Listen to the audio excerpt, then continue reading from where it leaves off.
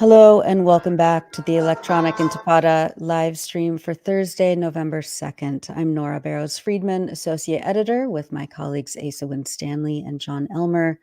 We have another packed show for you today, and we appreciate all of you tuning in as we head into the fourth week of this genocide in Palestine.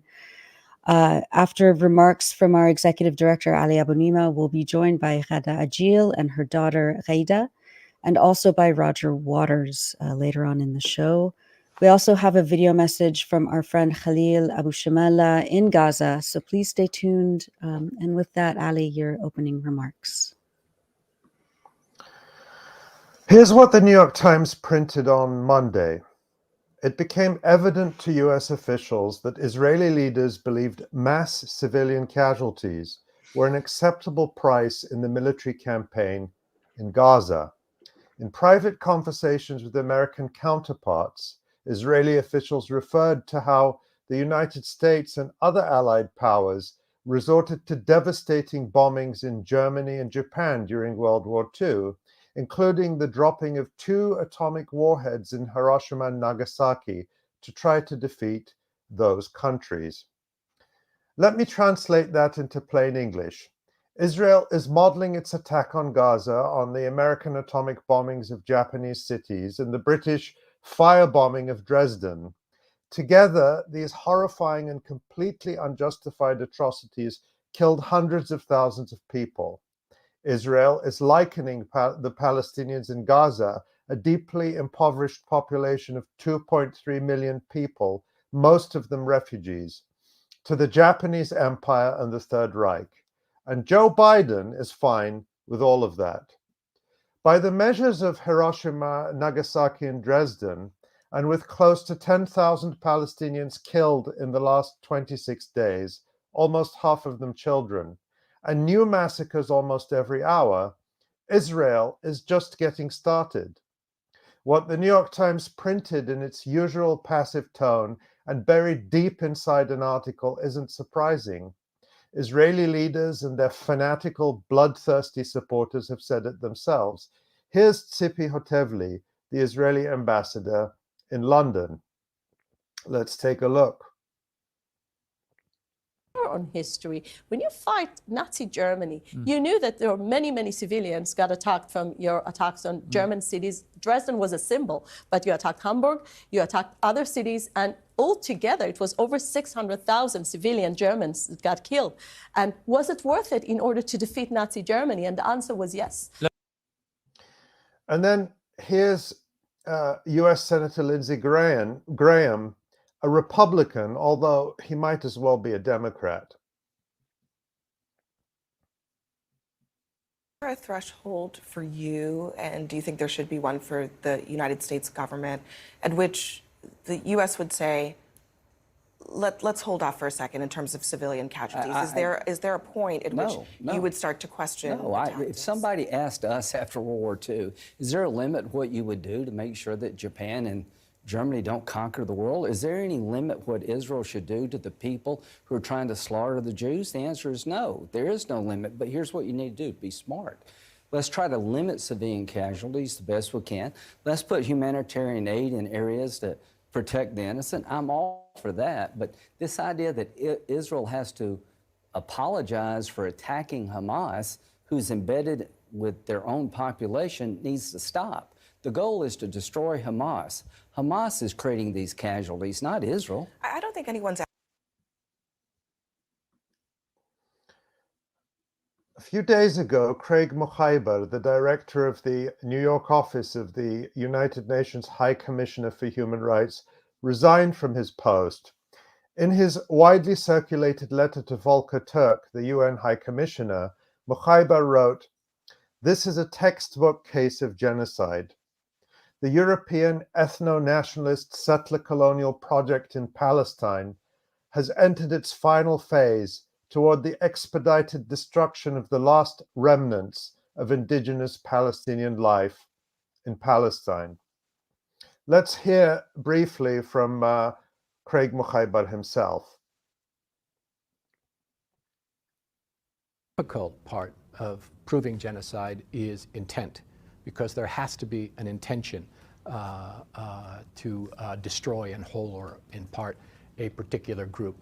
In this case, the intent by Israeli leaders has been so explicitly stated and publicly stated by the Prime Minister, by the President, by senior cabinet ministers, by military leaders, that is an easy case to make. It's on the public record. If we can allege that we see war crimes, crimes against humanity, as we have often done, there's no reason to exclude, where we see very strong evidence, the possibility of genocide being committed.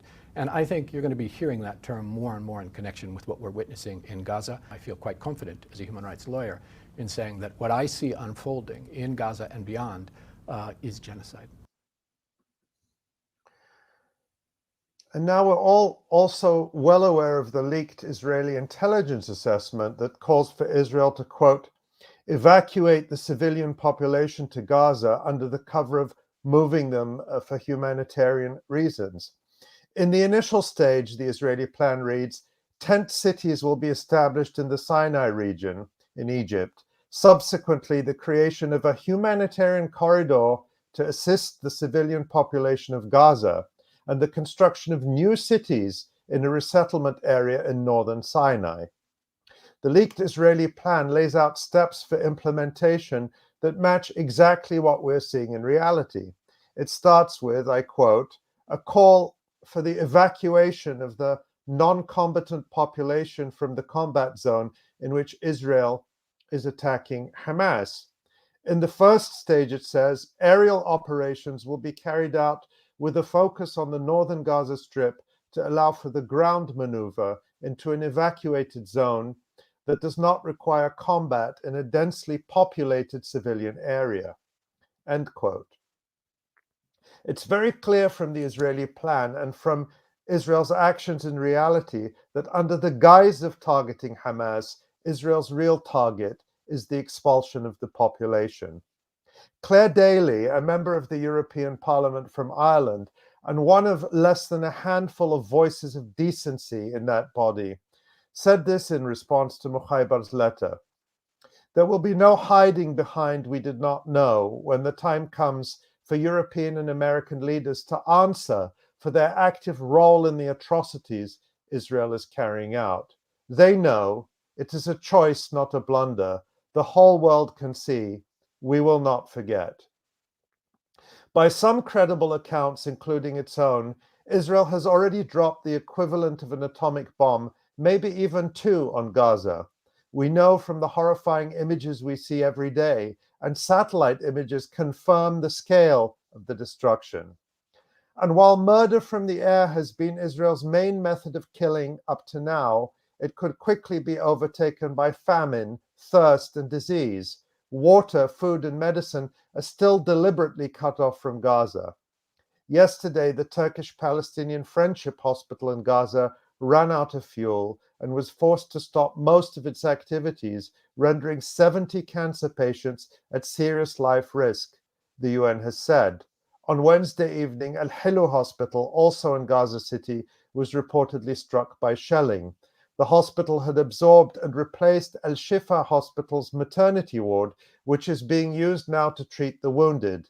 Currently, 14 out of 35 hospitals with inpatient capacity across Gaza are not functioning. Gaza City and northern Gaza have been largely cut off from the rest of the territory as a result of the Israeli invasion. This means that delivery of humanitarian aid from the south to about 300,000 displaced persons in the north has come to a halt, according to the UN. No one can say they didn't know, but here's President Biden once again pretending that the tiny trickle of humanitarian aid coming in through Egypt, and which cannot be distributed to where it is most needed, is somehow a solution. Yesterday saw the largest delivery of life-saving humanitarian assistance into Gaza so far, and more trucks are being cleared to enter today, Biden claimed on Tuesday. As of Wednesday, according to the UN, a total of 227 trucks had entered Gaza since October 21st. That's an average of less than 20 trucks per day, compared with a typical number of 500 trucks a day before the 7th of October. This is a cruel hoax. In reality, this is all part of a very cynical propaganda exercise by the United States and Israel to put a humanitarian face on their genocide. The Israeli newspaper Haaretz reported yesterday, and I quote, "Israel has been emphasizing its involvement in allowing humanitarian aid to enter the Gaza Strip in recent days in an attempt to retain international support and legitimacy for its military operation against Hamas," end quote. But as everyone can see, Israel's main target is not and has never been Hamas. It is the Palestinian people themselves, especially children. We see this too in the West Bank, where Israel does not have the excuse of Hamas to justify its escalating American and European-backed savagery. In the last 3 weeks alone, Israel has killed more than 130 Palestinians in the West Bank, including dozens of children. Since October 7, 2,000 Palestinians have been forced from their homes in the West Bank by settler terrorism backed by the US armed Israeli military. In the meantime, Biden's Secretary of State Antony Blinken is traveling around making plans again. According to Haaretz today, he's discussing who is going to run Gaza after Israel defeats Hamas.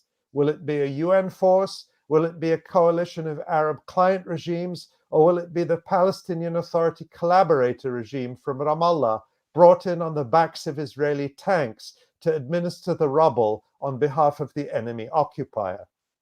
It is quite nauseating to hear of an American official once again acting like an old-time colonial administrator, but this is and always has been their way, from the conquest of the continent we're sitting on to their murderous occupation of the Philippines and the slaughter of millions in Vietnam, Cambodia, and Laos.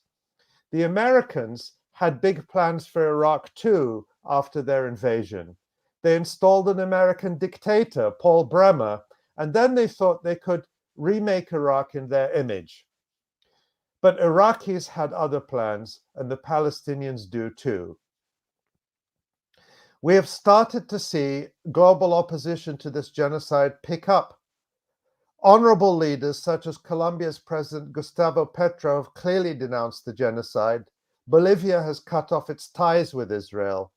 Perhaps embarrassed by being shown up by countries 10,000 miles away, Jordan, which borders Palestine, announced it was recalling its ambassador. Not breaking diplomatic ties, not suspending its peace treaty, not expelling the US military forces that have been sent to Jordan to shield Israel from regional military intervention. This is less than the minimum, but it is what Jordan must think will somehow satisfy the boiling rage of its own population at seeing the slaughter in Gaza. Today, there were reports that Bahrain recalled its ambassador and reportedly broke economic relations with Israel. Bahrain is one of the signatories of the so-called Abraham Accords, the American brokered normalization agreements between Tel Aviv and various Arab dictatorships that were intended to bury the Palestinian cause. But there has been no statement from Bahrain's government, and Israel insists its ties with the country are stable. None of this is enough, especially after 26 days of televised slaughter. Turkey, which was willing to spend billions on the American project of overthrowing the government of Syria, has done nothing at all, despite the fiery speeches of its leader. And though Russia and China have taken sound positions, these have not translated into much action. Within the United States, we're seeing dissent and protest rise, such as the inspiring disruptions of Antony Blinken as he made the case for even more aid for Ukraine on Capitol Hill a few days ago. To illustrate, we can actually take a look at that. Distinguished members of the Appropriations Committee, thank you for this opportunity to testify before you today. Sir. forbid the bombing of densely populated areas. Stop supporting the genocide and ethnic cleansing of the people of Gaza. Cease fire now! Save the children of Gaza! Save the children of Gaza! Does it make America more secure or not? In the face of Russia's aggression against Ukraine, not in the face of an intensifying strategic competition in the Indo-Pacific and around the world. If the witness will suspend, and I ask that everyone again respect this hearing, we will suspend until the room is cleared. Is calling for a ceasefire. Shame on you all. The world is calling for a ceasefire.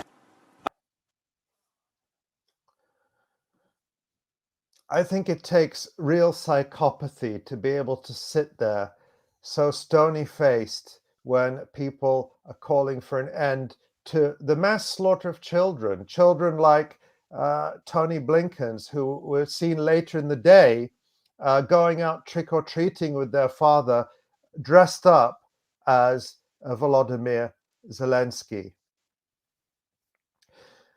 But to illustrate how out of touch the pro-genocide American ruling class is, consider that 2/3 of Americans support a ceasefire in Gaza, according to a Data for Progress poll published on October 20th. Remarkably, that included more than half of all Republicans and 80% of supporters of Biden's Democratic Party. What must the numbers be like today after another 12 days of Joe Biden's genocide? The only country that has put its money where its mouth is Yemen, whose Houthi government fired missiles towards Israel in solidarity with the Palestinians. That's what the Western governments would normally call humanitarian intervention. All of this is profoundly distressing, but we must remember this. Israeli and American plans for the region and for Palestine fail much more often than they succeed. The fate and future of Palestine will not be written by the psychopathic war criminals in the White House, State Department, and in the military bunkers deep under Tel Aviv, but by the Palestinian people themselves and by us, all of us, who must continue to protest, to demand everywhere and anywhere we can, stop the genocide. Thank you for that, Ali Abunimah. He's our executive director here at the Electronic Intifada. We are now going to bring in our friend Ghada Agil. She's a third-generation Palestinian refugee from Beit Daras. She's a visiting professor in political science at the University of Alberta in Edmonton. Israeli airstrikes have killed 36 members of her family in Khan Yunis. Ghada is joined by her daughter Ghaida, who lived in Gaza from 2021 until just this past summer. Ghada, you wrote this piece in The Guardian just yesterday, and the opening lines are, "My family home was supposed to be in the safe zone in southern Gaza, but last week the bombs came anyway, without warning."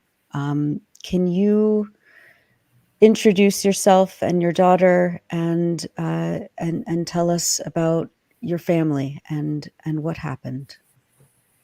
Well, thank you, Nora. My name is Ghada, and I am a third-generation Palestinian refugee. My parents and grandparents lived in Beit Daras, now a village that is no more on the map. It has been depopulated, destroyed during 1948 Nakba. My family, my parents, grandparents, has made the journey from Beit Daras to Sawafir, to Hamama, to Ashdod, to Jabalia, to Gaza, to end in Khan Yunis camp, waiting for the day in which they will be returned to their home. 75 years now, the family has been waiting.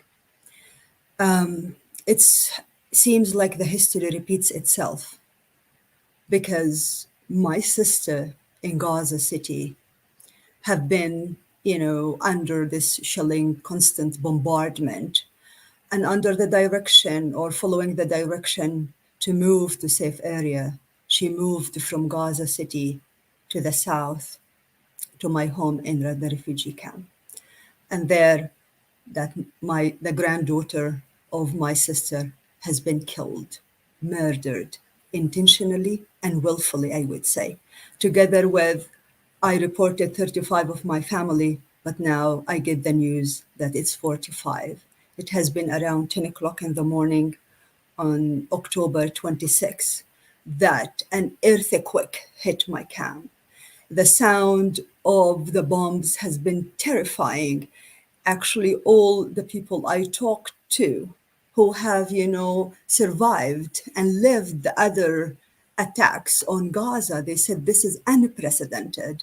Probably 6, 7 missiles or heavy bombs just landed on the home. So you could imagine a bomb, then people would start to run or try, to save their lives, and then another bomb, and then another bomb. So 6 or 7 according to them. So it's all is gone. Naif, Abu Shamala, this is just across my home. 35 of the, from Naif, I think 20. And from the other home, Abu Said family, 3 generations has been wiped out. And there has been the shop underneath the house that people has been, buying stuff for their families, necessary things. So again, gone. And still the owner of the shop, Assad, I just learned this morning, is still under the rubble. So it's really horror beyond belief. You cannot try to comprehend, the devastation of the people there and of us here living this trauma. It has if the Israeli occupying forces and the apartheid state want to make the pain collective. Every single Palestinian, every generation inside occupied Palestine or in the diaspora, or in the refugee camp, but to feel it. They bombed these homes. People are still mourning. People are still digging the rubble, trying to recover the body of Assad. And still, leading this epic resistance of going to bakery, get, bread, get water, go try to bring a smile to the faces of the children. It's really that every minute you just see the pain, but you see the resistance, you see the hope. And this is what I always say, they might drop thousands, tons of bombs, as Ali Abu Nama has mentioned, twice like Hiroshima on this dot, but they would never be able to wipe out our dedication for freedom, for justice. And, it's really difficult sometimes to find the word amid this situation. But yeah, Yeah, of course. And Ghaida, you were just there with your family and colleagues. Can you talk about what you're going through as well?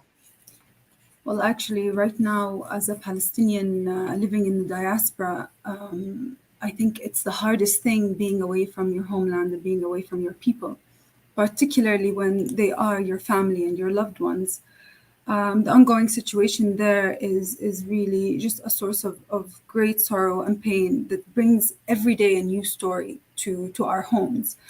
Whether it's a new detail of sufferings from our own home that was lost in Zahra when it was completely bombarded, 24 residential buildings, each comprising of four apartments for 5 levels.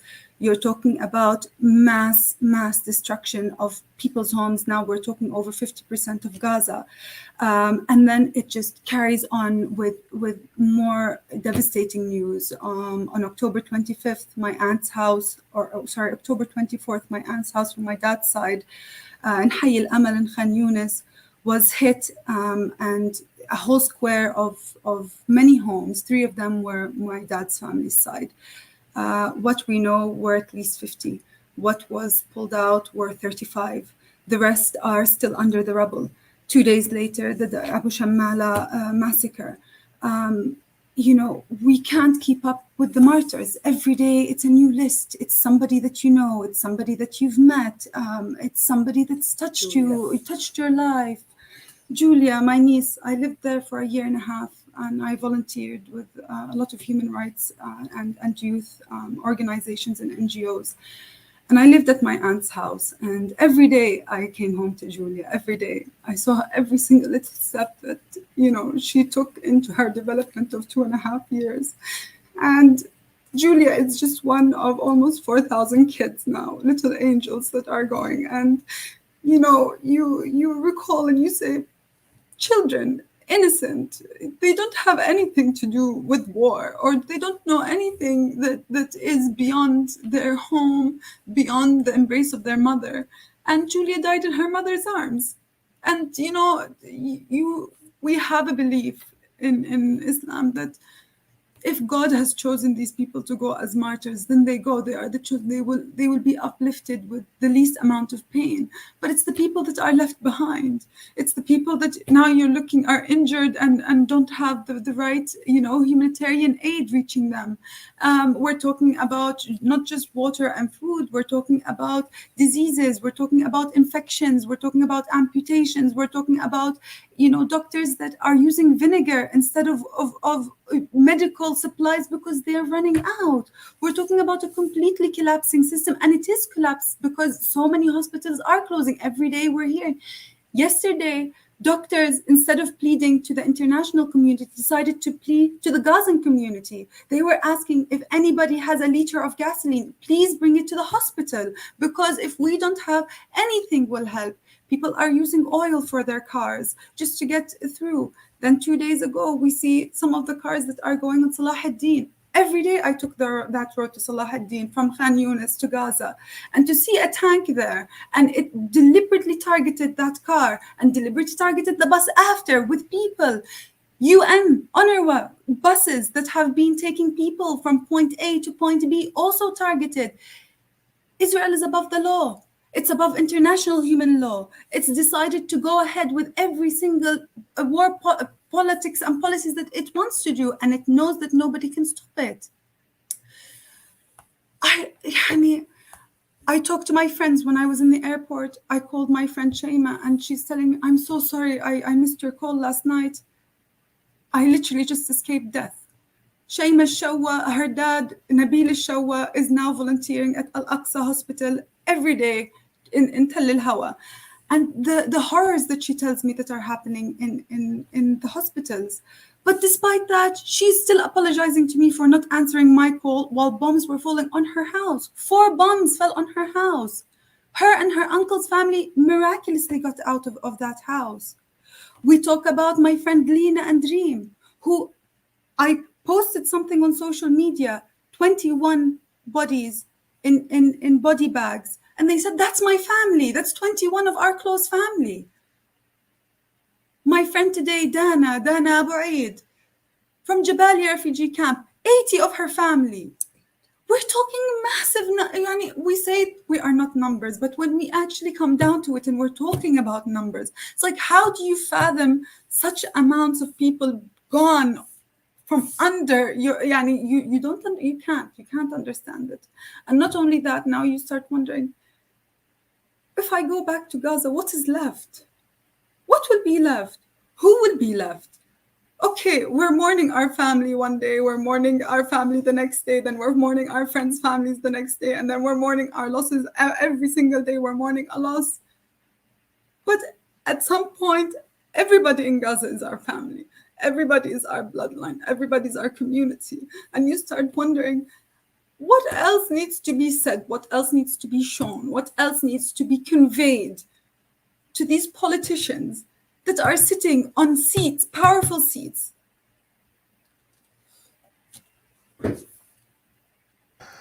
Really, words are starting to run dry. My friends Mu'taz and Hind, they're journalists on the ground. Every day, they are appealing to the international community, asking for protection, showing the day-to-day lives.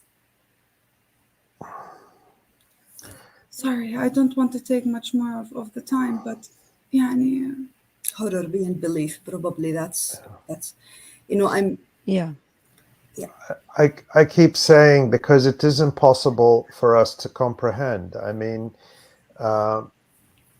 it's the scale of the genocide. I don't know a single person in Gaza or from Gaza that I have spoken to that has not lost. I'm not talking about 1, 2, 3 friends or family, dozens. Gaza is a small community. It's 2.3 million people. It's a small territory.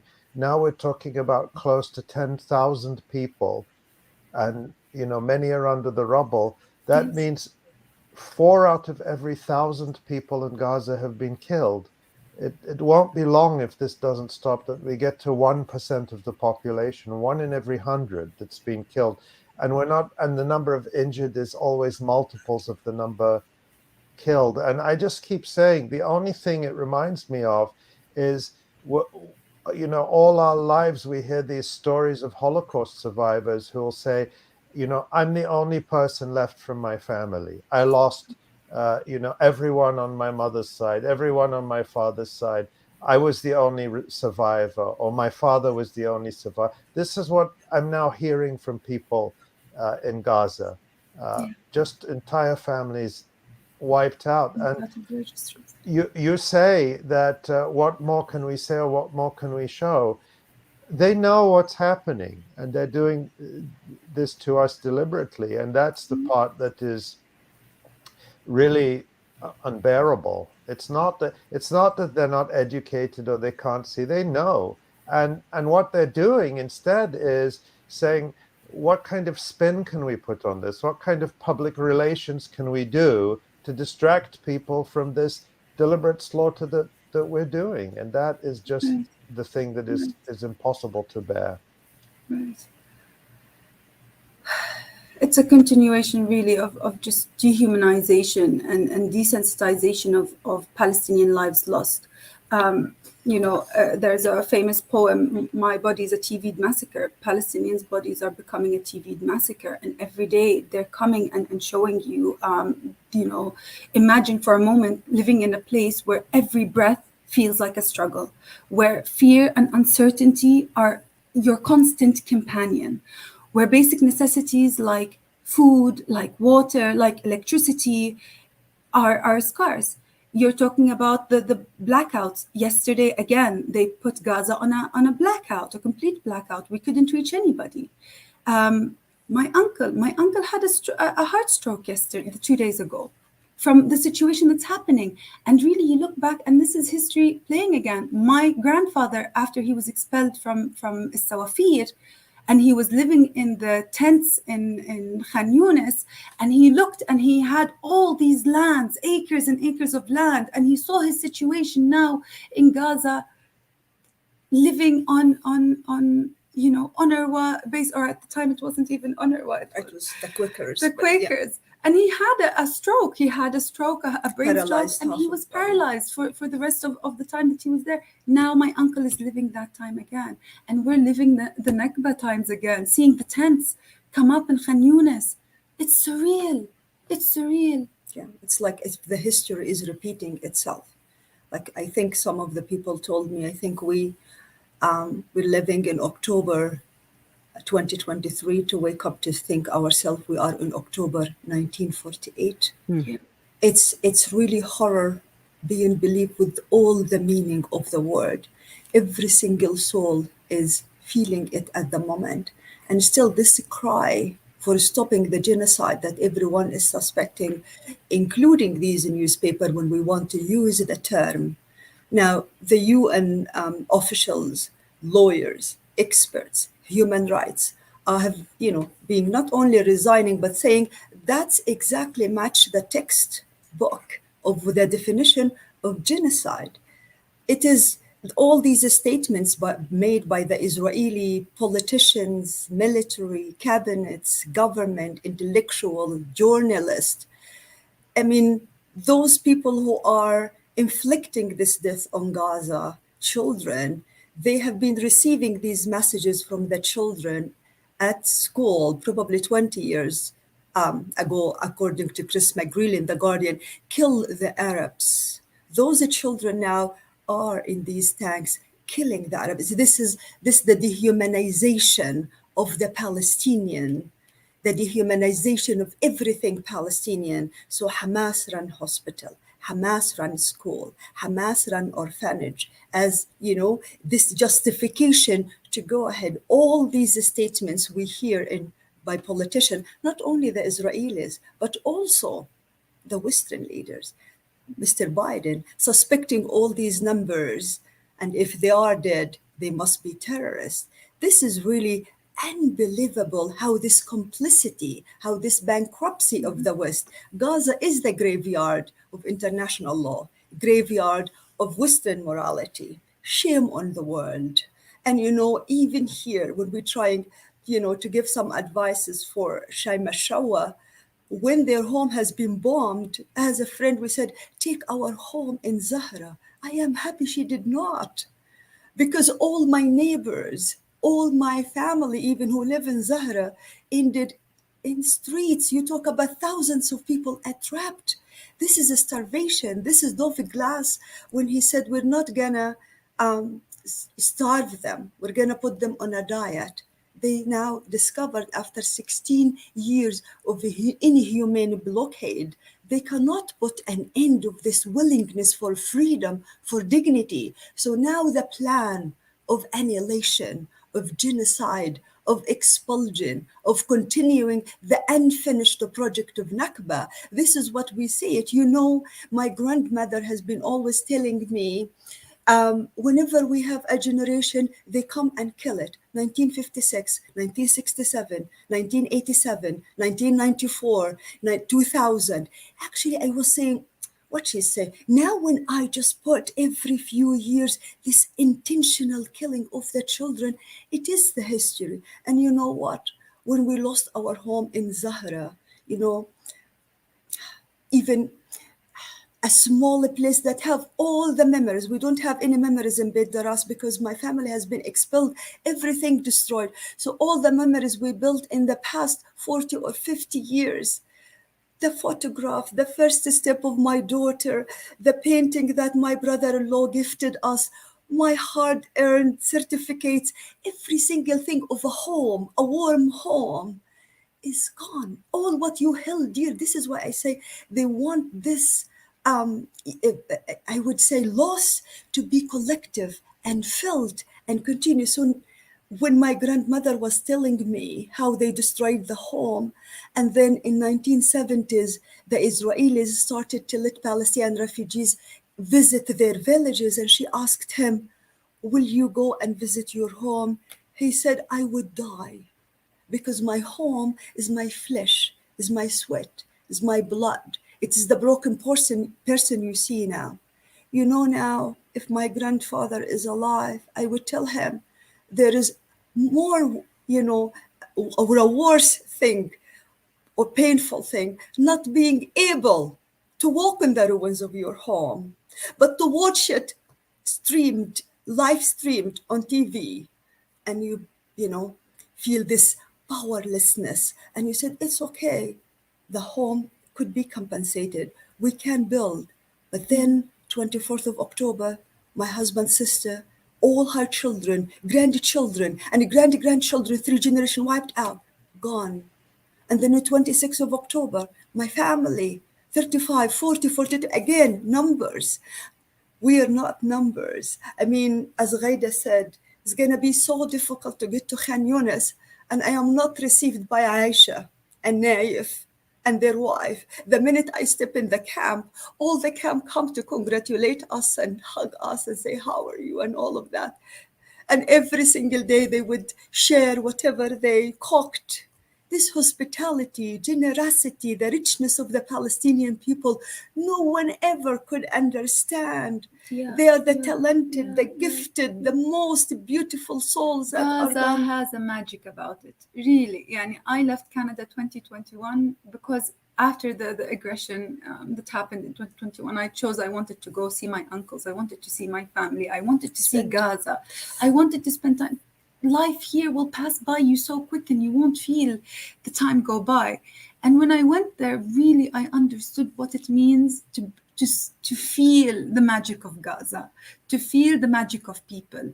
Yani, Gaza is much more developed than a lot of places here in Canada. And people are shocked by that. We have some of the best restaurants, some of the best food, some of the nicest views on the beachfront. We have a crazy amount of talent. I've worked with so many of the youths that actually are out there, their work is outsourced to the world because of how talented they are. And these are young people that will speak English, French, German, and they've never stepped a foot outside of Gaza, fluent. Gazans have a love for life. Palestinians have a love for life.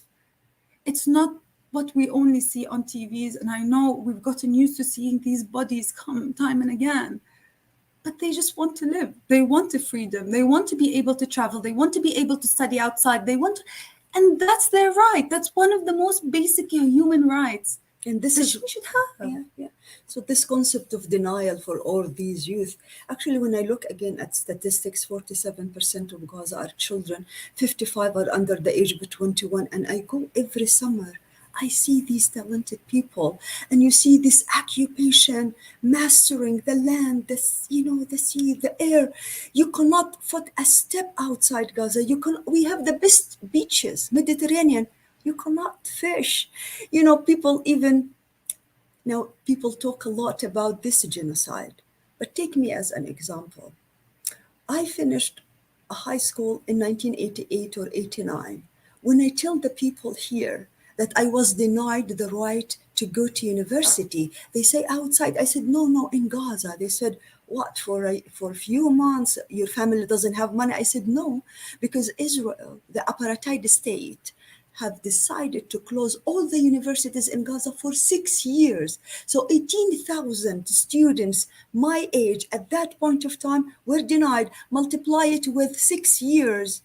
I was living next to the beach because I live in Khan Yunis camp. The beach is like 10 minutes from my home, walking. And I won't be able to go because of the settlements. It's only for Jewish youth only.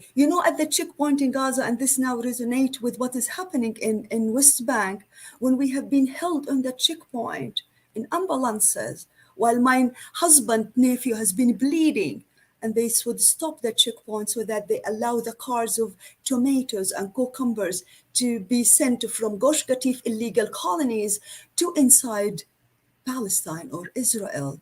This is, you discover that you're not worthless. Your life doesn't matter, but Palestinian life matters. And you see this, pattern of dehumanization, of cancer, of demographic bomb, of a human animal. Let them go to the hell, level them all. There is no civilian in Gaza. This is the same discourse and rhetoric that has been used for slavery, for enslavement, for the ethnic cleansing here in Canada and all the settler colonial states. This is a pattern, and Israel now doing it, sadly, unfortunately, with the full complicity of the Western leaders who talk about human rights. And every expert say that matches the text, but they said, no. It's the story of the occupying power. And this is sometimes what hits you as intellectual. It's really an insult to our intellect to accept, not to investigate, but to accept the discourse of the Israeli occupying power, to start the narrative and then carry on. That's what's the most, horrible thing, to be here in diaspora, watch life, because we are glued to TVs and we see these massacre, and what is reaching this world, probably 1% of what we watch here at our home. And not only that, to live the dehumanization of the media here, and this ignorance, this complicity, and this powerlessness. And you know what, if I want to end, we still get the hope from the people. This morning I called my uncle, and he has 2 daughters who finished medicine from Egypt, and now they are in the UN schools. And he said, Noor today have seen probably hundreds of patients, but She writes these prescription, but where to get the medicine? People are sharing now the diabetes pills, the blood pressure. You see this epic of, solidarity, of cooperation, of one body. And this is what gives you hope. People still go bury the bodies, go to hospital, give water for the doctors or some meals. They go and, volunteer with each other. It's really an epic. And this is what I always say, this hope, no bomb would be able to wipe out our dedication for our rights, our dignity, full equality, ending of this blockade, return. I mean, when they talk now all this narrative about what is happening, about what is going to be the situation after these massacre and genocide. Again, the same colonial narrative, because they want to impose all of these, I would say, plans. But as Ali said, it failed everywhere. Why it would succeed in Palestine? It wouldn't, it hasn't, and it won't. Ghada Ajil and Ghaida Hamdan, we want to thank you for being with us today on just, as you said, these are all unspeakable times for you and your family and your community and your loved ones, and for all of us so far away in, across the world and watching this on our screens and getting messages from our friends. And so we are with you. We're all holding each other in this. And I just want to thank you both again for being with us. We'll have you back on again. Ghada Ajil, she is an academic, visiting professor in political science at the University of Alberta in Edmonton. And your daughter is Ghaida Hamdan. Both of you, thank you so much for being with us today. Thank you. And I won't say stay strong, because it's hard for us to stay strong. What I will say is hold each other and support each other, because that's really all we can do. You're right. Yeah. Thank you so much for having us. Thank you so much for being here. You are listening and watching the Electronic Intifada for our November 2nd live stream. I'm Nora Barrows-Friedman with my colleagues Ali Abunimah, Asa Winstanley, and John Elmer. In a few minutes, we're going to go to a video from one of our friends in Gaza, Khalil Abu Shamala. But first, we wanted to bring on someone who needs barely an introduction, Roger Waters, activist, musician, icon, joining us from Rio in Brazil. Roger, thank you so much for taking some time out to be with us today on the Electronic Intifada live stream. Thank you. Hi, Roger. Thank you. Not at all, Ali. Good to see you, and Asa, and all of you. Wow. Well, that's obviously moving beyond belief to hear those ladies from Alberta, from the diaspora, talking to us. Yeah. We, in this room, 5 of us now here together, we are part of the body that they were talking about. And we are not alone. There are billions of us all over the globe. We've seen parts of the body that is Palestine, that is the heart and soul of that wonderful country. And they're demonstrating in huge, huge numbers all over the world to somehow attempt to get our leaders to start seeing what's going on in a realistic way. Because at the moment, they are living in cloud cuckoo land. And we can all see it. Not just those ladies we were just listening to, not just the 5 of us sitting here in this studio, but billions of us all over the world. So we all feel a similar extraordinary frustration about watching this genocide in Gaza. And in fact, the slow genocide that's been going on since 1948, this didn't start on October the 7th, as we all know, or in 21, or in 2019, or in 2014, when Max Blumenthal, our friend, wrote 51 Days. Or it started back in the 19th century, and then obviously just after the war, and in 1947, when the first massacres took place.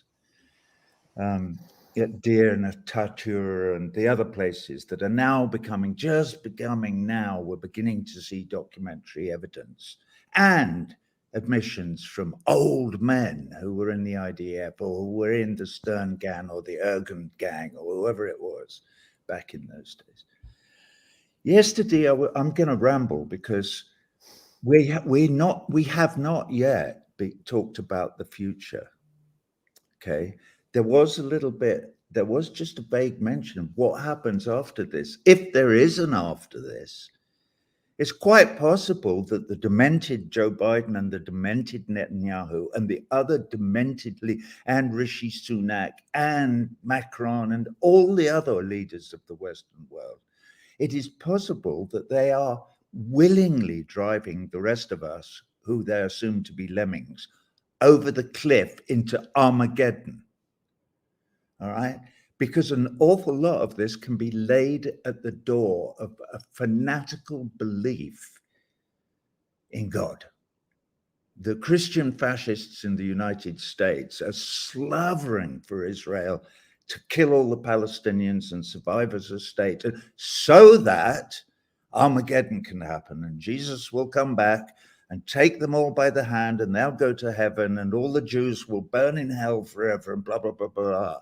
So we should never forget that this heinous philosophy, religious philosophy, is somewhere at the bottom of all of this. Roger. Sorry, go on. Yeah, Ali. no, that I think bringing up the sort of power of Christian Zionism as a sort of and Christian nationalism in the United States is one of the drivers for this. I know I've seen that in different parts of the country where you'll see Israeli flags up on churches. It sort of underscores that for me. But now the I don't know if we have the clip of you at your concert in Brazil, and I don't know if you've done this in other places. We showed it the other day, but I think it would be good to show it again. Putting up on stage, on screen, the urgent call, stop the genocide, which is the most urgent thing. And I wanted to ask you, what you're in Brazil right now. I don't know which other countries you're going through with the tour. Forgive me, I have not looked at your tour schedule with everything going on. But what's the response you're getting there? I mean, I don't know if you heard my remarks earlier, but here in the United States, 2/3 of people, 2/3 want a ceasefire. And that includes 80% of Democrats and a majority of Republicans. And that was 10 days ago, before we even saw the worst of this. So that's in the US, most people want a ceasefire.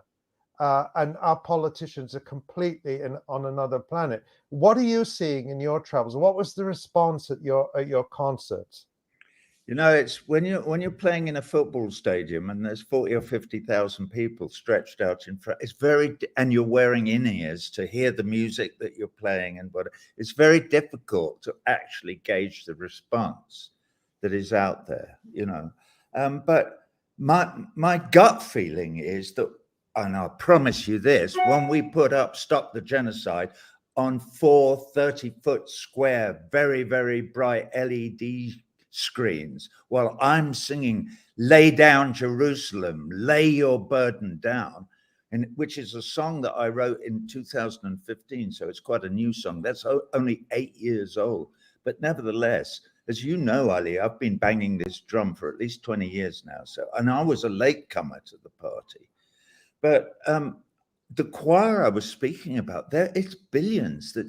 I'm quite certain that the majority of the people, I'm in Sao Paulo, by the way. Rio was 2 nights ago. Porto Alegre was last night. I'm in Sao Paulo. And so yeah, I think that you on Intifada are beginning to win. Yeah, that's what our stage looks like every night in the middle of Deja. The only thing is that in the song In the Flesh that I do at the beginning, where I was almost banned from doing concerts in Germany earlier this year because I was doing a satirical takeoff of exactly the kind of Nazi tyranny appetite. So we've changed In the Flesh a bit. I now do it in a wheelchair, in a straitjacket, because that's where they want me, actually. They want me in a straitjacket. I can't perform. So that's what I do. But the opening bars are prison bars on those 4 big screens that you saw. And behind the prison bars are the most up-to-date, horrific scenes from the bombing of Gaza that I can find. And we're changing them and updating them all the time. So the opening of that is there every night on the screens. Well, we've been doing this, though, for years. I was doing this all through the Us and Them tour in 2008. And this is not a drill tour. Roger, hang on, just let me finish something, because I got off the point of what we're going to do now, because this is fundamentally important because of the Christian right and because of their desire for the end of time. Joe Biden probably has wet dreams about the end of times. And at night, he actually probably does, because that's what he's driving us to. What should happen? I'll tell you what should happen. The Israeli government, not the people. Have you seen the videos of the Israeli police beating up Orthodox Jewish men with their, kappas and their ringlets, beating them up in the street for saying, we don't believe in massacring our neighbors. It's against everything that Judaism stands for. Bang! They just smashed them to bits for even saying that it's against their religion to be massacring people. Anyway, I'm losing my thread. No, I'm not. Here we go. Yeah. Israel clearly is a completely failed state.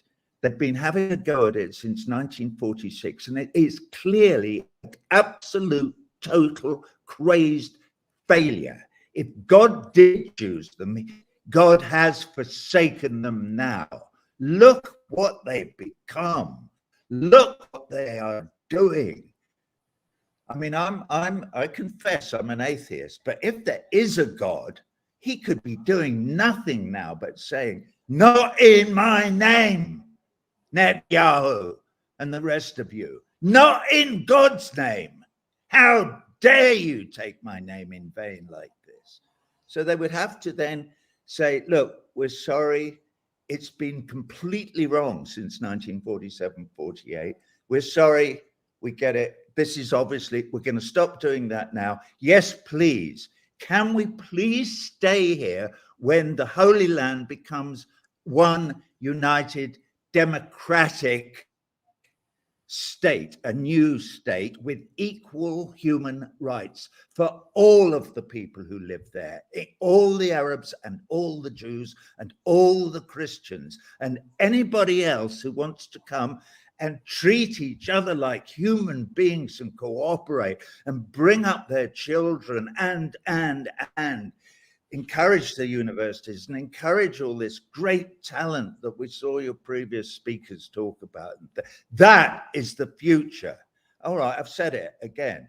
And of course, the Israeli lobby will be up in arms again, explaining how I'm crazy and I should be in a straitjacket and nobody should ever listen to a word that I say. Well, they're wrong, because I speak at least one truth that might be a viable answer to all of this. And I'd love to see somebody debate this with a Joe Biden or this, because what this is all rhetorical nonsense. Sorry, Ali, I'll stop now. I tend to go on a bit. No, I have to say that was a tour de force, and I couldn't agree more.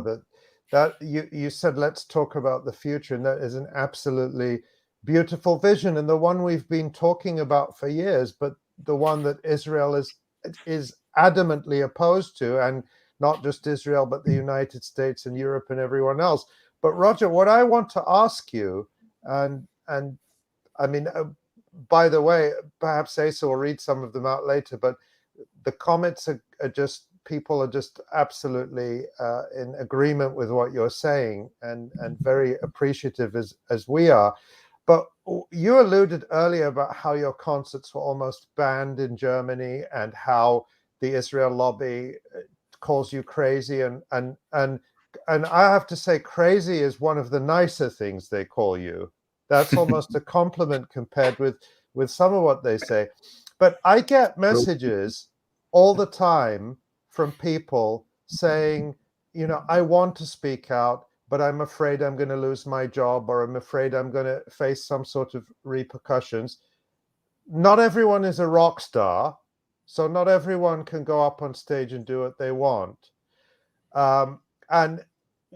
But my question is that there's a lot of rock stars, there's a lot of people with a great deal of power, whether it's cultural power or economic power or political power, who don't use that platform and that voice to speak out the way you are for Palestine, not just Palestine, but for other just causes. And I just want to ask you, as someone who probably hangs out with rock stars more than I do, why do you think that is? What is stopping them? I don't hang out with rock stars, for God's sake. All right, well, I don't know. I don't know what I mean.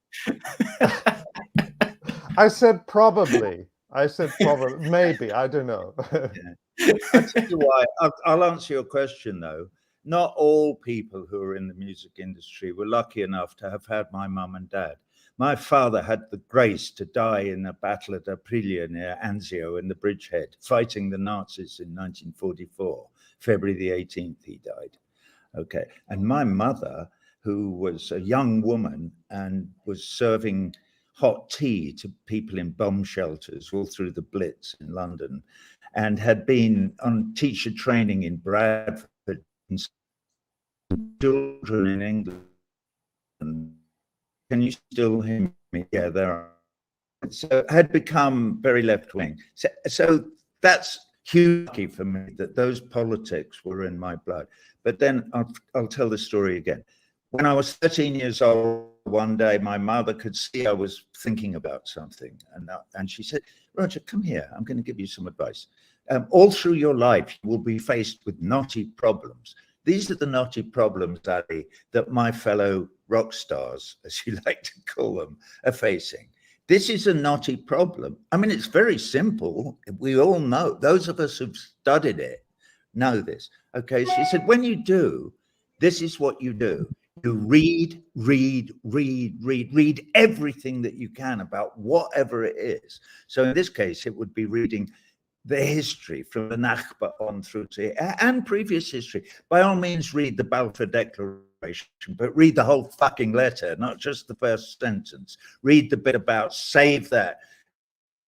It rights of the indigenous people, non-Jewish people already living there, which is the second. So read everything, and not just the opinions you agree with, read all opinions. When you've done that, you've done all the heavy lifting, the hard work is over. Oh, really, Mum? And what do I do? What's the next bit then? And she's, you do the right thing. Well, that's all I needed for my education. You know, yes, of course, I went on into university and blah and all of that. But that is, if every child in the world had a parent who said that to them and they believed it, and that's what we all do, all of us here in this room, and the billions of people all over the world. who are going out in the streets, all of them waving Palestinian flags and shouting "Free Palestine" everywhere, from Thailand, Australia, all over. South Africa, huge movement. 500,000 people in London the other day. That's the biggest thing since we tried to stop George W. Bush Jr. from invading Iraq, along with Tony Blair and the other miscreants and insane people who ought to be in the Fletcher Memorial Home for tyrants and kings. But that is another story. All right, I finished again. Well, I see someone admonishing me for calling you a rock star in the comments and saying Roger is in a class all of his own, and I can only agree with that. Well, I don't know how much longer we've got, but thank you so much for having me on so that I could listen to that testimony from Canada as well. I have very close friends in the movement in Canada. In fact, I have close friends all over the world in this big family of ours of activists who actually believe in human rights, because that's all this is about. It's all about Paris 1948. I once got a letter from Dionne Warwick, lovely singer, you know, and probably a lovely grandmother and a lovely this and a lovely that and how that. But she was having a go at me because she said I was trying to stop her doing a concert in Tel Aviv. I actually hadn't said a dicky bird. I had no idea she was going to Tel Aviv, but I'm glad she thought I was. And I wrote her a letter, and I haven't got it in front of me, but basically I said, I've looked you up, Dionne, right? In 1948, you were 8, because you're 5 years older than me or whatever. And you were living in a suburb of Chicago. Try and imagine this, Dionne. There's a knock on the door, you open the door, and there's a bloke there in a sort of paramilitary uniform or whatever. And he pokes you in the chest with his gun and says, out. I beg your pardon. Out. Go on, there's the road. Go to Canada. What? We live here. This is my grandparents' house, you know, where I'm not telling you again, out. And then your father comes around the corner and he says, what are you doing? Why are you pointing a gun at my daughter? Bang! Your father's dead on the floor. Dead, stone dead on the floor. Do I have to tell you again? And then grandma starts picking up a bit. And you get out, you leave your house and you go walking down the road in a state of total trauma because some fucking stranger has just shot your father and forced you to start walking toward Canada. And your life from then is the diaspora. You have no idea. You don't know why. You have. How would you feel? I'm asking you to not, now since you brought it up, I'm asking you to not cross a picket line that has been asked for by the whole Palestinian civil society. That is why I support the BDS movement, non-violent protest movement against.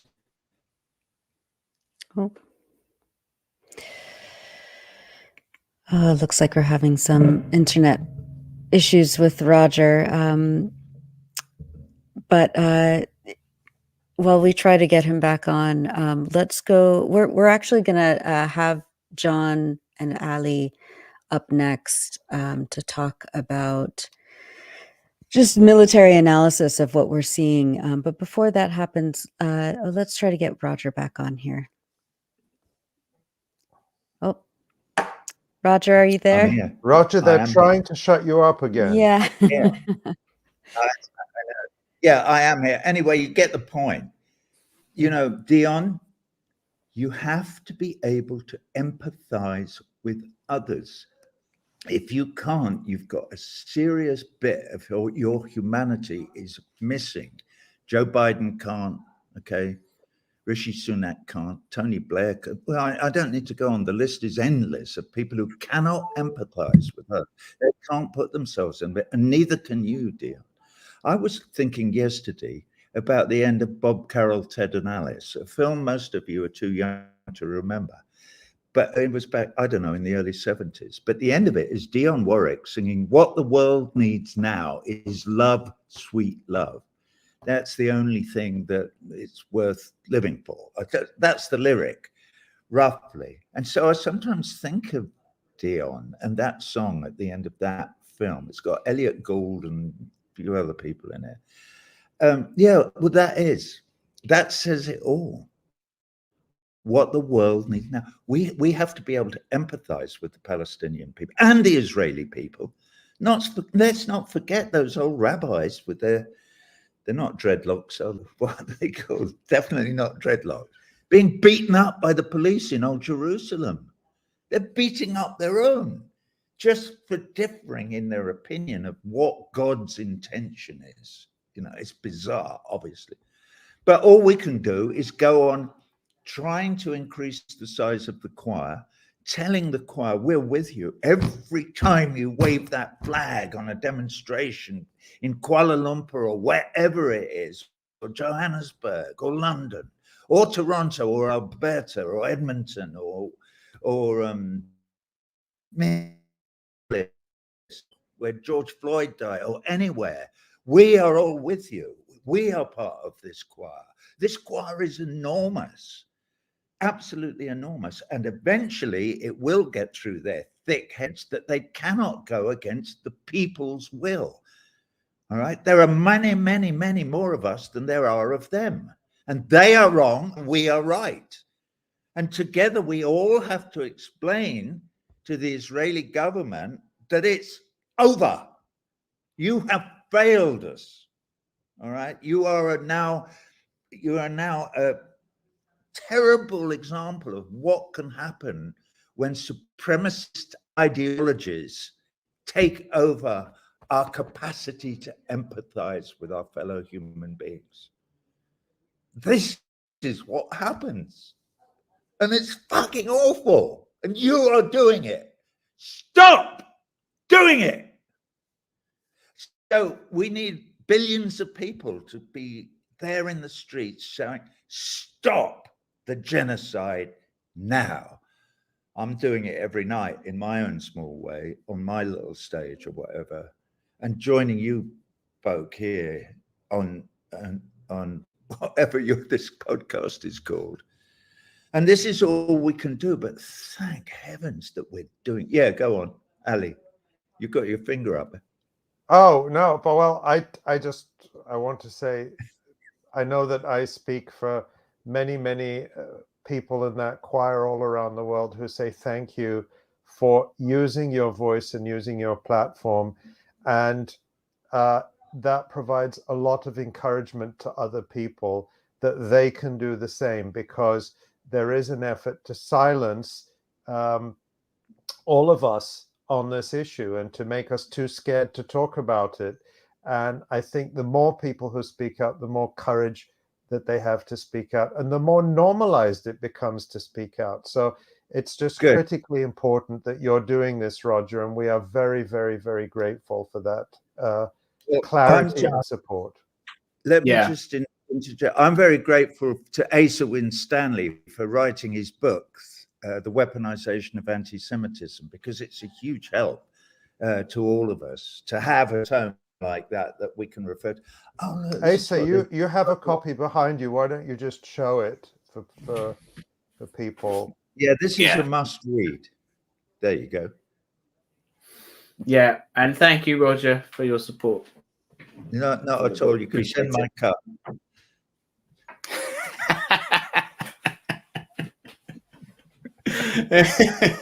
No, but seriously, thank you very much for all your support. It's a great book. It's a must read. Yeah. Thank you. Appreciate that. I read our friend Gideon Levy's piece, from Harrods this morning. John Whitbeck sent it round in one of his, and the beginning of it is him talking about pulling terrorists from the rubble. And obviously his point is that when he pulls a terrorist from the rubble, it's 3 years old. Or it's 8 months old, and it's dead as mud and covered in blood. And oh, look, another terrorist. Oh, it's chilling, but He's a big part of the voice of the choir as well, as are so many wonderful Israelis, Israeli Jews, part of this choir. And more power to you all. That's all. Thank you, Roger. Thank you. Thanks so much, Roger. We're going to let you go because we know you have concerts to run and perform. Mind the concerts, I've got to eat eggs and bacon now. Well, it's even better. It's lovely. Thank you so much. Thank you so much, Roger. Come back soon. We'd love to have you back again soon. Thank you. Be wonderful. Thank you. Thanks. Thank you so much, Roger Waters. You are watching and listening to the Electronic Intifada live stream podcast. I'm Nora Barrows-Friedman with my colleagues Ali Abunimah, Asa Winstanley, and John Elmer. We're going to go to I think it's about a 4-minute video message from one of our colleagues and friends in Gaza, Khalil Abu Shamala, a veteran human rights activist and who's been trying to survive with his family in Gaza. So let's go to that, and then we'll be back with some analysis from John. Still unbelievable that the international community continues silent. It is shameful that the international community and the world can watch what is going on in Gaza without taking any action to stop the genocide. 26 days of killings, infants, women, innocent people who are very, very innocent. The criteria that we know, it is common that any war happens between two militant armies. But here, the army just target the civilians who are living at homes without taking any action or dangerous towards the Israel soldiers. What is the reason? What is the reason behind bombing them by the F-16 and by the heavy explosive who kill them while they are at homes? I don't know. I cannot understand or find any justification for the people who cannot imagine the 100,000s of Palestinians in Gaza who enforced to leave their homes, and they go to schools, UN schools, hospitals, tent city in Khan Yunis, south of Gaza, without the minimum condition of life. Do they know that these people, most of them are from the very poor families? More than 200 of my family have been killed, including very, very close relatives. I could not even say sorry for my relatives, my aunt, my cousin, my uncle, because I am in Khan Yunis, and some of them in Rafah, and others in middle camps, and others from north of Gaza. And this is not a special case. It is the case of all the Gazans nowadays. I'm not sure if the people know what is the number of people who were killed. How many people the international community and the world need to be killed until they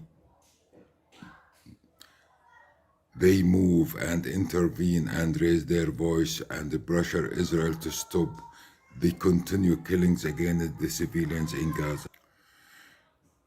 The world should know that we are human beings. We are human beings. We have dreams. We have We have thoughts of a future, for better future. Can anybody ask why this number of civilians are killed during the time, during the day, every moment? Can anybody tell us why the infants, the kids, think of death every time, every moment, and they are waiting for death and at any time? What is happening there's here that the kids, the future, the men and women of the future believe that the world look at them as some part of out of the earth and the human beings. I don't think that they will forgive or tolerate. And I think it is the responsibility of everybody to raise his voice, her voice, to say, stop, it is enough. Believe me, it is enough. It is enough. What is happening is out of anybody, any human being imagination. Again, that's our friend and colleague Khalil Abu Shamala in Gaza. And, since there has been internet blackouts and more communications outages throughout Gaza, it's really important that we are able to receive these kinds of messages and to be able to play them here on the live stream. So we really appreciate our colleagues who are doing just extraordinary things while they are trying to keep their family safe from Israel's I want to relentless say, bombing. Nora, that while we've been on this live stream, I've been getting messages from some of our friends in Gaza. And as you mentioned, the internet goes in and out. It's often hours before you get a reply. But from our friend 𝐓𝐡𝐞, he talked about who we've had on the show, 𝐓𝐡𝐞 𝐄𝐥𝐞𝐿, who many of us know and love, a wonderful teacher, educator, and writer. And he says that there's very terrifying explosions right near where they are now, and people are in the hallway of the building just trying to get away from the windows, because even if your building is not hit, the shrapnel and the flying glass and the flying stone is capable of killing people. Another one of the Electronic Intifada's writers, Ahmed Adreimli, who messaged me just a little while ago. He said, I'm sick. My lungs are tired. I'm coughing since the morning. They bombed 4 houses in the same neighborhood near my house. And that's pretty much how it is all the time, when you can even get through to people. And it's simply an astonishing and horrifying scale of killing. And I also want to give an update from our friend Ahmed Abu Tayma, the writer who and the founder of the Great March of Return, who is recovering. He's still in hospital, but he is recovering. He's luckily able to get treatment, but he, as so many people in Gaza, is devastated by the loss of his own son Abdullah, who was 13 years old and who was right next to him when their house was bombed. And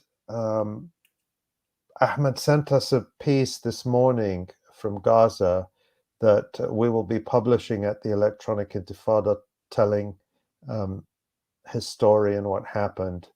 And I also just want to give a shout out to, it's incredible to me that people in Gaza, people like Khalil, who we just heard from, his daughter Noor wrote the most beautiful piece I can imagine from Gaza. I don't know if we're able to show that. I hadn't given Tamara behind the scenes any advance notice, but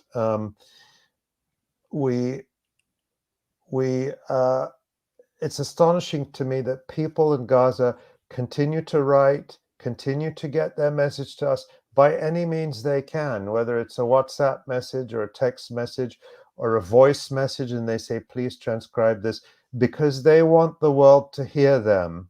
Yeah. And one of the messages that we hear constantly, and it's a terrible message for anyone to have to say, is we don't want to die in silence. We don't want to be forgotten. We don't want to die and nobody knows. And so I just want to give a shout out. And I just want to be clear that we're not saying to anyone in Gaza, we want you to write or we want you to go out. On the contrary, we say to all our writers and contributors, take care of yourself, take care of your family. That's all we want you to do. But they continue to send these absolutely amazing pieces and reports because they want the world to know. So I want to encourage everyone who's on this stream to go to the Electronic Intifada to find some of these articles by people in Gaza, and most of them on our front page, and share them with your friends and family. Share them with the people who are repeating what they're hearing on CNN or the BBC or the CBC or NPR, and say, just read this by someone who's actually in Gaza right now. And that's a way for us all to multiply and amplify their voices. Yeah. And Tamara, keep that page up for a moment. And I want to bring John in by segueing into some of the work that he and our senior editor, Maureen Murphy, have been up to. If you hit that updates button right at the top of the Electronic Intifada page, if you're on the, a computer version, you can now see a scroll of news from day by day. We're updating it constantly with links, with short bits of analyses, with multimedia. We have photos, we have videos and links to the SoundCloud of these podcasts.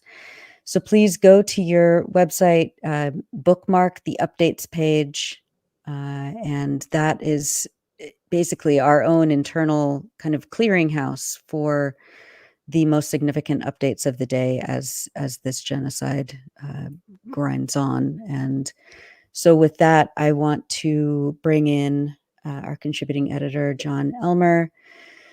John, talk about we saw 3 strikes in Khan Yunis over a period of 48 hours, of Jabalia refugee camp over a period of 48 hours. What is the current status of Israel's ground invasion up to this point? What can you tell us? Yeah, well, that live updates page is our effort to save everybody's eyeballs from the Western media and to find a place where you can go and get some sane coverage of what's going on. So, check that out. What we saw in Jabalia the other day was just brutal. And I think if that's an indication of the way that Israel's going to fight this ground operation, I think it's really terrifying for people living there. I mean, we clearly saw thousands of people. I mean, just in the media from that strike, you could see thousands of people that had come around to help. And I mean, Ghada talked about it. These are like double tap strikes where they hit a second time when the rescuers are there.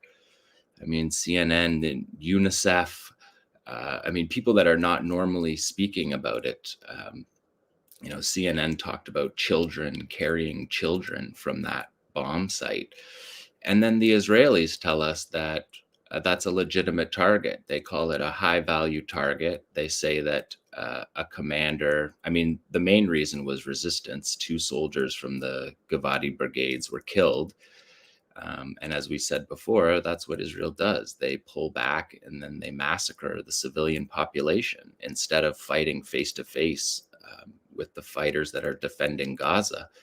And so people run to the scene of that devastating attack, and then they get hit with the 2nd, 3rd, 4th, 5th. There was 8 missiles on that one house. That's a brutal way to fight war. And if that's an indication, Jabalia is really the first densely populated area we can see from the footage that we've seen from Qassam videos, just the aerial footage from their drones, that the north has been wasted. They've destroyed Beit Lahia to a large degree. They've destroyed Beit Hanun, and those are the 2 main axes in the north that the Israelis have moved in on, and they've gotten fierce resistance all through the north. And then, so the Jabalia camp was kind of the first time that they would have gotten into like actual urban warfare, not just moving through fields or demolished houses. And the first thing that they do is massacre 200 civilians with, scores more trapped under the rubble that they don't count in the death toll. They're not counting people in the rubble in the death toll. So it's actually higher than we often talk about. And the Israelis are talking about this as success. They actually showed on the Israeli Air Force Twitter feed the bombing of Jabalia, the civilian homes, 20 houses collapsed on top of people. And the Israelis call that a high value target, which they believe if they're killing a commander of the Qassam brigades from Jabalia, that legitimates the massacre of civilians, which is really remarkable, of course, only a few weeks removed from them telling us that the Qassam brigades attacking military bases in the south and having civilians killed was some kind of unparalleled crime that they can't even describe to us because it's so awful. But isn't the Riyam military base that houses the Gaza command, isn't that a high value target? If we talk about the rules of engagement that Israel's using, is that not a high value target? It's certainly a higher value target than the Jabalia central commander of the Qassam brigades, all due respect. You're talking about overrunning the most important base, besieging the Gaza Strip. So it's just obvious. I mean, obviously it's hypocrisy. But if we use those rules of engagement, the justification for this genocide in Gaza was the targeting of civilians. There was no word about a high value target. In fact, they've called every soldier, every security force in the settlements, every police officer. The BBC still says 1,400 civilians. But when we look at the rules of engagement in Jabalia, the Israelis just straight-faced say it's a high-value target no matter how many hundreds of people we kill. And I think when we see what the Israelis are doing right now, they're encircling Gaza City. They're encircling the built-up areas in the north. And we saw Barrage just while we were on the air, a massacre there as well. I mean, I wrote down the Israeli army communiques, and you see them running into anti-armor units in Beit Hanun. We responded with an airstrike. They don't respond by fighting face to face. In Beit Lahia, they ran into resistance and they called in airstrikes and naval strikes from the sea. And so if that's the way that they're going to fight this urban war, like we've said for 3 weeks now, if this is actually what they're talking about doing, it's going to be brutal because we've seen that there's still tens of thousands of people in these hundreds of thousands. According to the UN, there's the UN figure I saw this morning was 300,000 displaced persons in the north of Gaza, in the northern half of Gaza and Gaza City. And there's presumably a lot of people, I don't know the number, who are not displaced in the sense that they're still staying in their homes. So we can take that 300,000 number as a minimum. John, I want to show you a couple of things and ask you about them.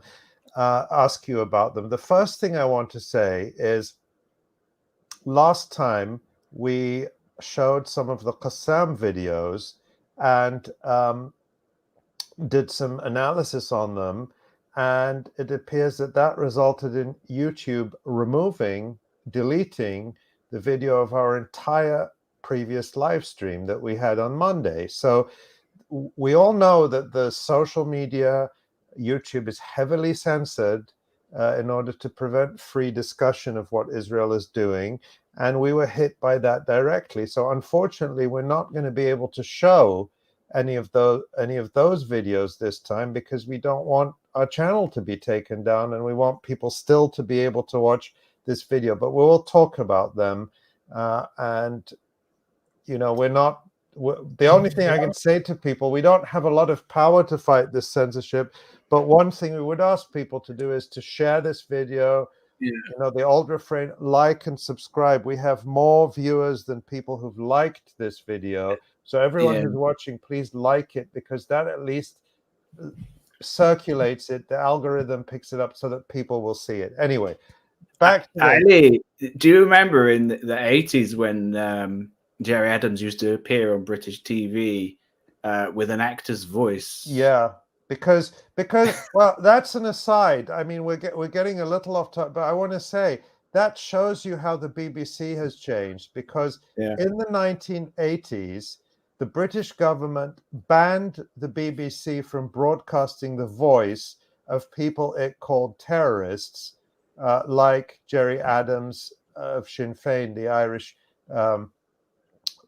Nationalist Party, and the BBC, in order to defy the government, would put Jerry Adams on. They would show him, but instead of playing his voice, which was illegal, they'd have an actor speak exactly what he was saying. This is the same BBC that now is basically state propaganda. I'm not saying they were great back then, but they wouldn't even challenge the government like that now. And anyway, that's another topic, but that's the censorship we're dealing with. But to come back to this, let's put this map up again, Tamara. And Tamara, thank you as usual for doing such a brilliant job behind the scenes. But this is a I forget exactly who made this, but this is sort of a visualization person who's in Japan and does open source stuff. But I don't know if we can play this, Tamara, or is this a screenshot? But so this is showing, this is the middle of Gaza. So this is on this side, on the right side is Gaza City, and on the left is southern Gaza. And this is a satellite image over time showing the Israeli advance into Gaza and reaching towards the sea. So basically cutting Gaza in half north to south and cutting off the north of Gaza from the south, which, by the way, gives the lie to the claim that Israel is concerned about humanitarian aid getting throughout Gaza, because how's it supposed to get through this Israeli zone? So that's one thing I want to show you. I'm going to show you a couple of others and then get your reaction to them. So Tamara, let's show this item now. And this is satellite imagery that was published in the New York Times. We're going to get to that. And this is part of a bigger image. So if we were to click on this image, it takes you to a New York Times map. I don't know if we can do that, but it shows all over the northern part of Gaza, locations where there are dozens or even hundreds of Israeli armored vehicles. And then the last thing I want to show you, John, is this piece from the Times of Israel, if we can put that up, Tamara. This piece is sort of, and this is an article that we would probably reflect what you'd find in any Israeli publication today or any American. Oh, is that the wrong? Oh, I guess this was maybe a link to a live stream. So now it's a wrong, it's not the story I wanted to show. The link has changed. But basically, oh, there we go. That's it. Yeah. So if you scroll, Tamara, so you can see that they say, just stop right there. So they say army engineers are beginning a wide-scale operation to destroy Hamas tunnels in areas of the Gaza Strip that have come under Israeli control since the start of the ground offensive.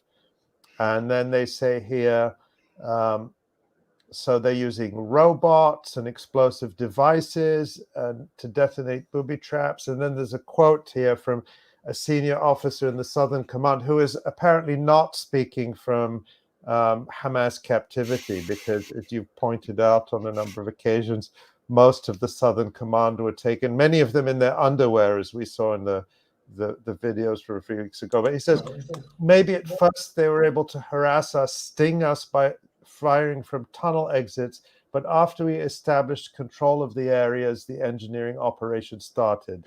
Now, the last thing, normally I would show a video here, but I'm not going to show it for the reasons that we already said because of the censorship. But yesterday, the Qassam brigades put out a video which shows their fighters emerging from tunnels and using these Yasin anti-tank rockets that they apparently made themselves and destroying at least 3, if not more, Israeli tanks or other armored vehicles. So that's what that quote from the Southern Command person appears to be a reference to. And the Israelis have admitted to now 18 of their soldiers being killed in, it would seem, mostly in these kinds of attacks by the resistance. So with all that, John, my question to you is, were you wrong all along? And is Israel doing just fine and now sweeping through Gaza and mopping up the resistance? No, I think that tunnel, I mean, they have the firepower to do that. They have 1,000 tanks that they could move in into the territory if they want to do that. I think the tunnels they're talking about are the tunnels that we saw in the video that Qassam came out and attacked behind Israeli lines in the field in the buffer zone area. So once they came out of that tunnel, the tunnel was presumably exposed, although we have a video of it. So somebody from that attack made it back. But I mean, even just that video was incredible when you think about the amount of commitment it takes to dig that tunnel, to lay in wait for this 3 weeks, and then to come up and strike tanks and record it on video and keep the amount of manpower that went into that operation. And presumably the tunnel is exposed by coming out and blowing up a tank that's right in front of it. So I think that it's probably fair to say that the Israelis are able to explore those tunnels that have been used in operations against them, which is obviously a completely different thing than going in and finding tunnels and then going down in those tunnels and fighting, which is what the Israelis have promised that they're going to do. I think that what we saw from those satellite images is consistent with what we've been talking about. That's the Israelis moving through the buffer zone, and it's moving into the settlement of Netzarim, which its point was built by Ariel Sharon to cut fingers into Gaza, to separate it. And so those are predictable axes that the Israelis would advance on. And just to be frank, there's only so many gates in their wall. So a lot of these troop movements are very predictable. And showing a map like that might look impressive cutting in from the border, but they're moving through open spaces. And also they've been getting fierce resistance moving. It's not clear that they're at this point cutting off the territory all the way to the sea.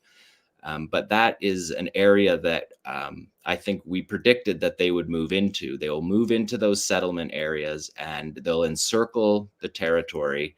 But that's when the war starts. And that's what the Qassam brigades have said.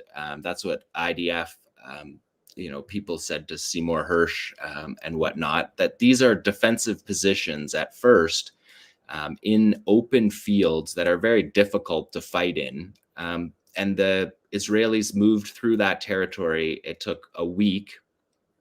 They're still moving. And they're moving into the settlement areas where I assume that they're going to set up, and they're going to enforce a cordon. They're going to encircle the territory, and then they're going to have to fight from those positions, which I think will be a next phase of the war. The first phase is moving in through the buffer zones and encircling Palestinian territory. And then the talk that the Israelis have talked about is, whether that's going to be just siege warfare, whether they're going to actually literally just encircle the territory and force people to eventually come out of the tunnels by running out of fuel, which is happening already in above ground. So we're not clear what that stage is, but I think that what we've seen from the Israelis is that they're not doing that fight yet. That fight hasn't started yet. They're moving their tanks in through territory that they should be able to hold with their massive amount of firepower. There's $100 billion investment that the Americans have made in the last 25 years into this military. They have the physical capacity to move their troops into those zones that they previously held. The question is what happens after that. I wouldn't expect Palestinians to use tons of their defensive capacity to hold open fields. The defensive posture, which Abu Ubaidah said in his message, the defensive posture hasn't been seen yet. So these are still the video you talked about with the troops coming out of the tunnel. Those tunnels are characterized as offensive tunnels. So that's different than their defensive perimeter that they've set up. And now the question is, if the Israelis' plan is to do what they've done in Jabalia, which is just kill all the civilians that are still there and avoid the fights with the Palestinians. I mean, the Israelis claim at this point 50 fighters killed, and they're saying 20 of their fighters are killed. So they've killed thousands of people. And well, they actually fighters. claim that they've killed hundreds. They're never very specific, but I've seen the Israeli military spokesperson claiming they've killed hundreds of Hamas fighters, or Palestinian fighters, because of course Hamas may be the largest force, but it's not the only one. But even if that were true, as you point out, we're talking about literally, 10 to 20 children per alleged Hamas fighter that they've killed at best in terms of a ratio. But, they do seem, John, to be speaking very confidently. They're saying, yes, it's hard fighting and it's very, it's very tough and we're having losses, but we know what we're doing. And is that bluff? Is that part of the psyops, or are they just, Israel is so powerful, it's got such a big army, we saw all those armored vehicles, are they just going to overwhelm Gaza? I mean, no matter how smart the resistance may be and how well they've prepared, are they not just going to be overwhelmed? Yeah, I mean, I wouldn't want to predict that. It's difficult to know, but yes, they have overwhelming firepower, no question. And if they want to direct that firepower, I was saying the 50 was the Jabalia, right? Jabalia fight where they openly admit to killing hundreds of people and many more children than fighters. I mean, I think we talked about it. If they're going to waste the ground level and completely besiege and starve the population. There's not ingenuity, I don't think, that can anywhere in the world that can handle that brutality. That's the question is if they're going to go down into the tunnels. The Seymour Hersh, who's talking to Israeli sources, he put the number at like 65%, that their goal is to destroy 65% of the area that they believe tunnels could be on. So already we're seeing a dramatic revision of the war plan that we talked about. But no, I think that they have the mechanized armor to encircle and destroy the territory if that's their plan. But what we've seen from Palestinians is significant resistance all the way along. Fighters meeting the Israelis at every axis. We've seen suicide drone attacks from their air force. Such as it is, we've seen them drop munitions on gathering soldiers. I mean, we've seen videos that sure look like more than 20 Israeli soldiers have been killed. We saw mustering troops. Qassam released a video of their drone dropping an anti-personnel weapon in the middle of a crowd of mustering soldiers. And when the smoke clears, there's many of them lying on the ground. I'm not saying the Israelis are going to lie about their casualties overall, but they roll them out in this way that's, they're very not forthcoming with their deaths. And so I wouldn't be surprised, but they're if there's more, but they're being very, very careful. I mean, I think pretty much all military analysts that are looking at this are saying that they're going very carefully. They didn't go in with a wave of armor because I think they're being very careful not to have a spectacular defeat that follows on their October 7th defeat. They're trying to burnish their image, and they're trying to get the national project in Israel to focus on this war where they need reserves to fight. I think the last thing the Israelis wanted was to come in and fall into a spectacular, trap where they, would have casualties at a level that would cause people to question in Israel the will to fight, because this fight is going to need weeks and months, and if that's the case, the Israeli will to fight isn't going to do well with spectacular scenes of defeat. So, but what we've seen from the Palestinians is the exact opposite. Like the Qassam brigades talked about how their fighters are actually, their anti-armor units are actually physically hanging explosives on the side of Merkava tanks. They're fighting close quarters battles where they're literally going in and hanging explosives off the tank. And we're seeing anti-armor units, as you said, using homemade weaponry that has, Abu Ubaidah said 22 tanks as of, I forget what day that was, Tuesday, they all run together. And we saw yesterday half a dozen tanks just in the videos that we saw. So we're seeing significant losses, but also, yes, Israel has an overwhelming firepower superiority. And if they want to kill all the civilians that are there, there's not ingenuity that can stop that brutality.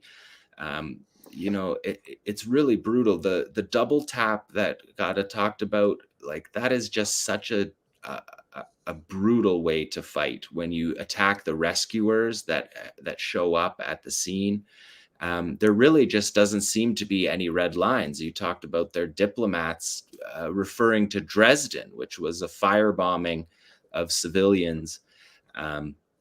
So yeah, the brutality is possible if Israel wants to fight that way. But what we haven't seen is the kind of face-to-face, constant close quarters battles that will be necessary to penetrate into these houses and actually go down into the tunnel entrances and exits and fight.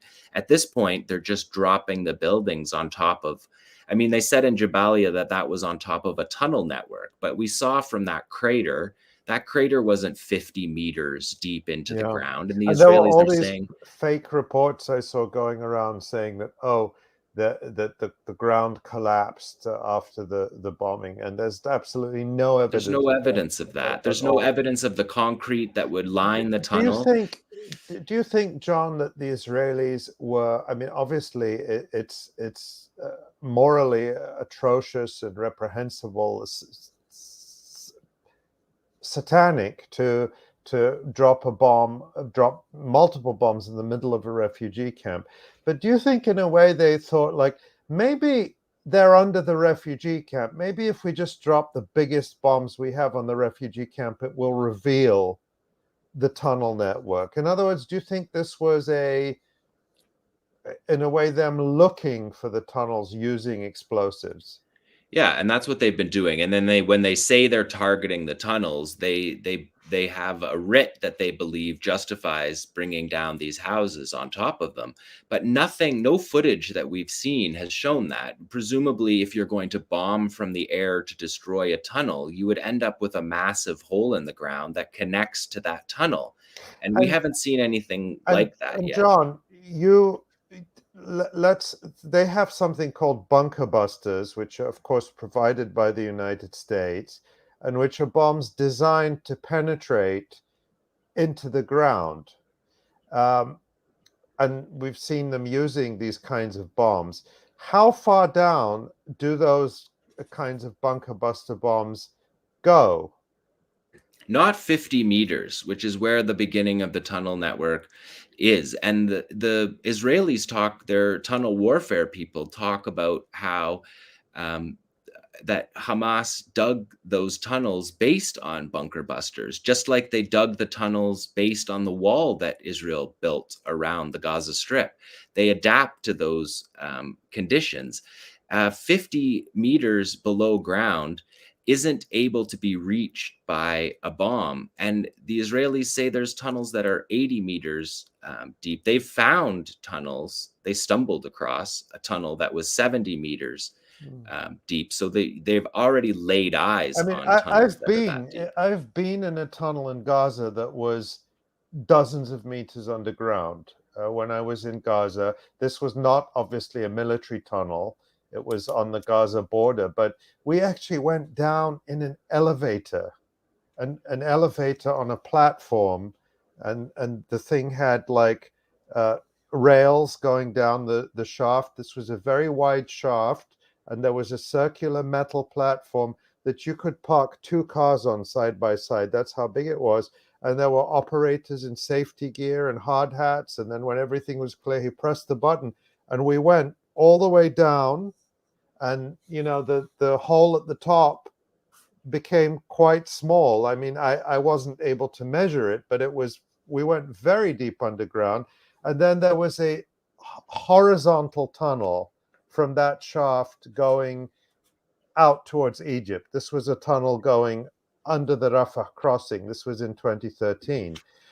Now, I assume that you could have a shaft like that goes very far down, and tunnels going off in any number of directions. So I'm just saying that based on what I've seen with my own eyes in Gaza, and this was not a military tunnel, I can definitely believe that they're capable of going very, very, very deep underground. Yeah, and Gaza's perfect for that. The terrain is perfect for digging those tunnels really deep. In fact, you want to dig those tunnels really deep because of the sand and clay. That's the nature of those tunnels. So and those are transit tunnels for commercial use. But one of the things that the Qassam brigades have done with their tunnels is actually the offensive tunnels and the military tunnels is actually to make them very small so that it's tight quarters in there so that you can't, so that it's more difficult to fight in them. And so if they're saying that they went in those tunnels that were exposed in the offensive operations that we saw yesterday, If you're closing, it's possible to close the entry, the entry and exit of a tunnel that comes above ground. Of course, that's possible to do because you can just bomb it closed. But what the Israeli captives described was a spider web. And the spider web is that if you close one of those entrances, that just closes one of the nodes on the spider web.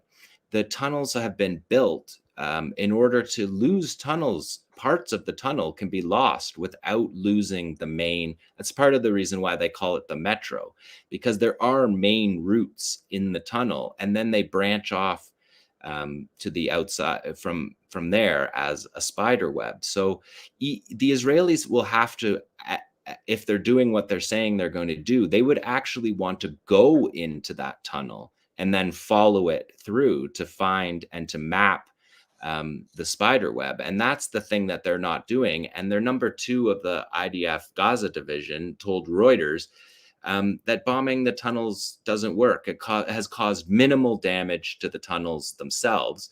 It's possible to cause damage to the entry points and exit points, which is what they're doing when they're laying waste to all of these areas. They're trying to close the tunnels by piling people's lives. And the Jabalia hit was 20 buildings collapsed. So even if there's 10 people in each building, you're talking about hundreds of people dead. It's a brutal massacre. It's a cowardly way of fighting. But this is encircling the Gaza Strip. I think this part of the war is, I think, expected. That's the only way that they can do this, if they're doing what they're saying, is to encircle Gaza using the settlements. They use the settlements. They've been traveling along the western side of Gaza, which has somewhat surprised people that they're moving along the sea, along the beach. But that's where their settlements were, because the Jewish settlers wanted the most beautiful Mediterranean coastline, like Gaza and Haida said at the beginning, is that the most beautiful beachfront area was settlements. So those areas are actually where it's easier to move through. In Jabalia, they can't even move their armor through the streets. The streets are too narrow. So they have to use bulldozers, which is what they're doing, destroying the house and then bulldozing a path so that they can set up a cordon at the defensive perimeter, which is what I think we're seeing right now, is just the first stages of the ground war. Well, I think we're going to leave it right there for now. Just extraordinary analysis once again, John Elmer. Thank you so much, Ali Abunimah and Asa Winstanley and I and John. We are all really appreciative of all of our listeners and viewers tuning in once again. We're obviously going to be back for another live stream broadcast after the weekend. But before we go, we did have just an avalanche of really wonderful comments and questions. So Asa, let's put some of those. I know even my mom wrote something. So oh, she did. Oh, I missed that. I should get that on the screen. Well, there have been a lot of comments, and I've been reading them as we go, and it's just wonderful to see. Again, thank you guys for all the support to everyone. Oh, here we go. That's Nora. Nora. Nora. Thank you. Thanks, Mom. Thank you, Nora. Well, yes, we had obviously we had a lot of support for Roger Waters earlier in the show, who was very vocal and affecting, and a lot of it, what he was saying was resonating with a lot of our supporters and viewers, and people were very happy that he could speak freely, as even Roger Waters, who is an internationally renowned rock star, feels the censorship on the issue of Palestine. So people were very proud of that and supportive. And we had a lot of obviously support for Ghada and Ghaida earlier in the show as well. Yeah. Our friend of the show, Helena Coban, wrote in a lot of support for them, and a lot of support for the show as well in general. So thank you everybody who wrote in, and thank you watching, and thank you for supporting. And And thank you to Tamara Nassar, as always. Yeah. Thank you, everyone. And don't forget, go to the electronicintifada.net, sign up for our mailing list. That is a very important way to get around the social media censorship, because email is still, it's old-fashioned, but it's robust. You know, they can't take that away from us, at least not yet. Sign up for our mailing list, read and share the stories. If you want, you can support our work, because we are completely independent, and that's why we're able to say the things other media won't say. But just keep reading, sharing, shouting from the rooftops. Find a protest in your town, in your city, in your location. Go join it, and scream from every place, "Stop the genocide." Indeed. Thank you so much, Ali, John, and Asa. We will be back next time. See you guys on the battlefield of the Electronic Intifada. Bye. Bye.